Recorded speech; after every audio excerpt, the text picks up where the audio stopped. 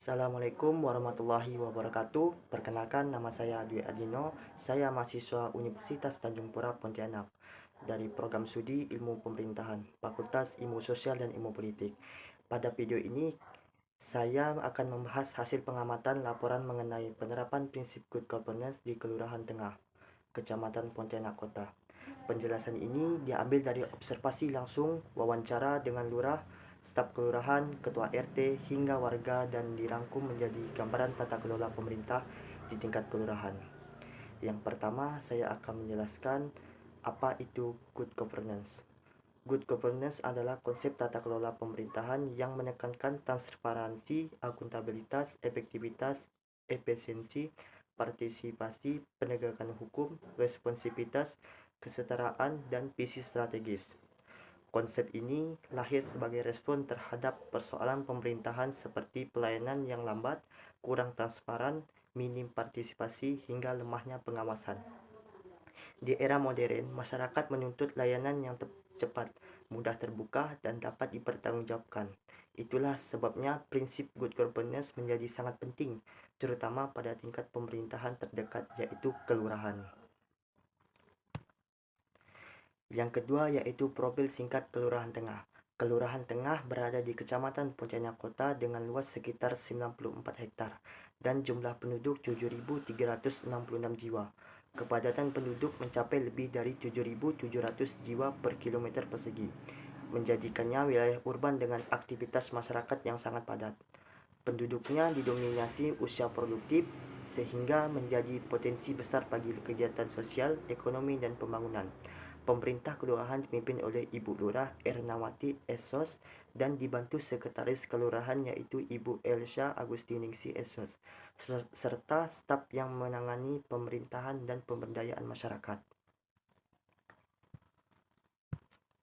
Yang ketiga yaitu hasil observasi lapangan. Ketika tiba di kantor kelurahan Tengah, suasana pelayanan terlihat cukup tertib. Ada ruang pelayanan meja administrasi, dan area tunggu untuk warga. Pelayanan dilakukan sesuai SOP. Pada dinding pelayanan terdapat informasi tentang prosedur layanan meski beberapa belum diperbarui.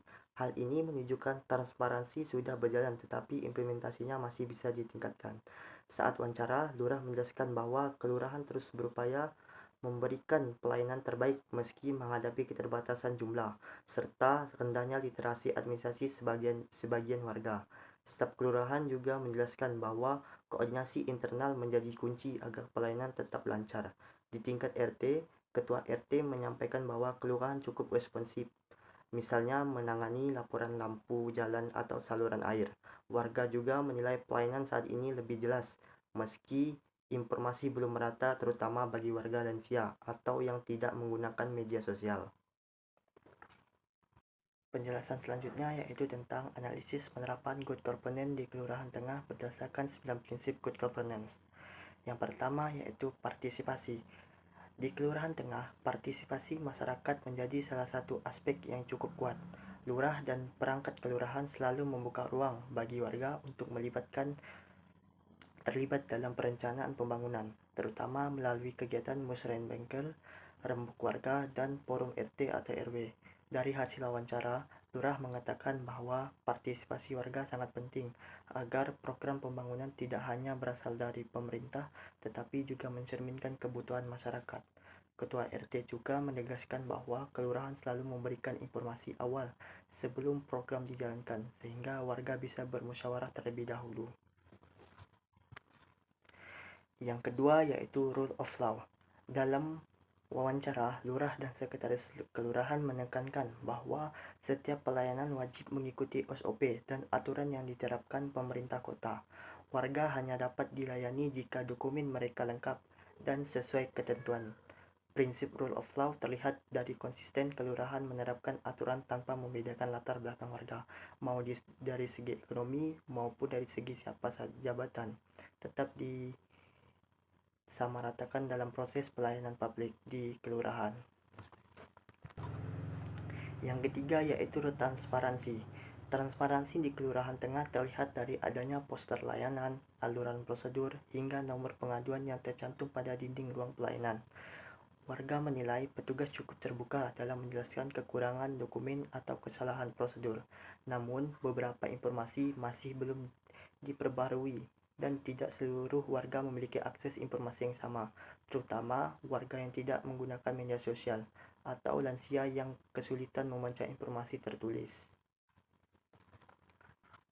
Yang keempat yaitu responsivitas, di mana perangkat kelurahan cukup cepat merespon keluhan masyarakat. Ketua RT menyampaikan bahwa kelurahan biasanya langsung menindaklanjuti laporan, seperti saluran air bermasalah atau lampu jalan yang rusak. Pelayanan administrasi kini dinilai lebih cepat dan jelas dibandingkan sebelumnya. Namun, waktu tunggu masih bisa panjang ketika banyak warga datang bersamaan, sehingga peningkatan manajemen pelayanan masih diperlukan. Yang kelima yaitu berorientasi kepada konsensus, di mana Kelurahan Tengah menjalankan orientasi konsensus melalui berbagai forum musyawarah, baik tingkat RT maupun kelurahan. Usulan warga tentang perbaikan drainase, kebersihan lingkungan, hingga pengembangan fasilitas umum dibahas secara terbuka.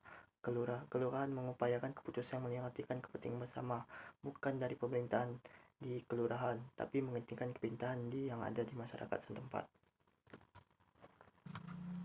Yang keenam yaitu keadilan dan kesetaraan, di mana pelayanan di Kelurahan Tengah melayani semua warga tanpa membedakan status ekonomi, pendidikan, atau latar belakang sosial.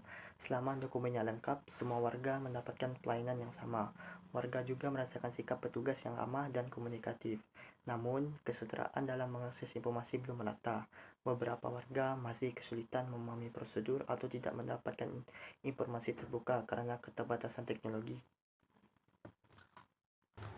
Yang ketujuh yaitu efektivitas dan efisiensi. SOP kelurahan sudah jelas dan staf tampak memahami tugas masing-masing. Kolaborasi mereka juga terlihat baik ketika melayani warga dalam jumlah banyak. Namun, jumlah staf yang terbatas membuat beberapa pegawai harus mengerjakan beberapa fungsi sekaligus. Hal ini berdampak pada efisiensi pelayanan. Digitalisasi layanan juga masih terdapat sehingga banyak proses masih dilakukan secara manual. Dari analisis saya, kelurahan sebenarnya sudah memiliki sistem yang baik, tapi belum ditopang oleh jumlah SDM dan teknologi yang memadai. Yang kedelapan adalah akuntabilitas, di mana setiap layanan dicatat dan diarsipkan. Hal ini dikonfirmasikan oleh Ibu Lurah yang menyebut bahwa semua pelayanan bisa dipertanggungjawabkan jika sewaktu-waktu diperlukan pada praktiknya. Warga merasa terbantu karena petugas selalu menjelaskan bagian mana yang salah jika mereka salah prosedur. Ini menunjukkan bentuk akuntabilitas dalam komunikasi dalam pelayanan yang ada di kelurahan, di mana warga dapat menginformasikan jelas bahwa apa-apa yang mereka kurang dan dijelaskan secara langsung oleh staf kelurahan tersebut. Yang kesembilan yaitu visi strategis, di mana lurah menjelaskan bahwa kelurahan sedang menunjukkan sistem pelayanan yang lebih modern melalui digitalisasi dan pembaruan sasaran informasi. Dari pengamat saya, arah ini sudah terlihat meski masih dalam tahap awal. Visi strategis sudah ada, tetapi masih perlu dukungan SDM, teknologi, dan anggaran. Dengan potensi penduduk yang besar, kelurahan harus terus memperkuat rencana jangka panjang. Dan yang terakhir, saya akan menjelaskan kesimpulan dari penjelasan saya yang saya jelaskan pada sebelumnya, yaitu pelayanan publik di Kelurahan Tengah, Kecamatan Pontianak Kota mencerminkan upaya nyata pemerintah kelurahan dalam menerapkan tata kelola pemerintah yang baik di tingkat lokal. Secara umum, kualitas pelayanan menunjukkan arah perbaikan ditandai dengan semakin jelasnya prosedur layanan, meningkatnya responsivitas aparatur, serta komitmen kelurahan untuk bekerja sesuai SOP dan regulasi yang berlaku. Pelaksanaan pelayanan di administrasi seperti surat keterangan domisili, surat pengantar RT atau RW, dan layanan kependudukan berlangsung cukup tertib. Aparatur kelurahan mampu mempertahankan sikap komunikatif dan membantu warga memahami persyaratan layanan, sehingga kepercayaan masyarakat terhadap aparatur semakin meningkat. Koordinasi internal antar staf juga berjalan efektif, yang terlihat dari kemampuan mereka bekerja sama saat jumlah warga yang datang meningkat. Walaupun demikian, beberapa permasalahan fundamental masih menjadi hambatan dalam optimalisasi pelayanan publik. Penyampaian informasi layanan belum merata, terutama bagi masyarakat yang tidak aktif di media sosial, di media digital, atau yang memiliki keterbatasan dalam memahami informasi tertulis, seperti lansia. Secara keseluruhan, pelayanan di Kelurahan Tengah telah mencerminkan penerapan prinsip good governance, khususnya pada aspek akuntabilitas, transparansi, kesetaraan layanan, dan responsivitas. Namun, untuk mencapai pelayanan publik yang ideal, kelurahan memerlukan peningkatan pada penyebaran informasi, pemanfaatan teknologi, administrasi, serta penguatan kapasitas sumber daya manusia.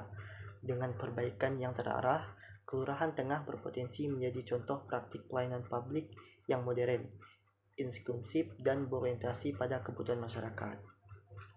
Cukup sekian penjelasan dari hasil pemaparan materi-materi yang saya sampaikan. Mohon maaf jika ada kesalahan kata. Wabillahi taufiq wal hidayah. Assalamualaikum warahmatullahi wabarakatuh.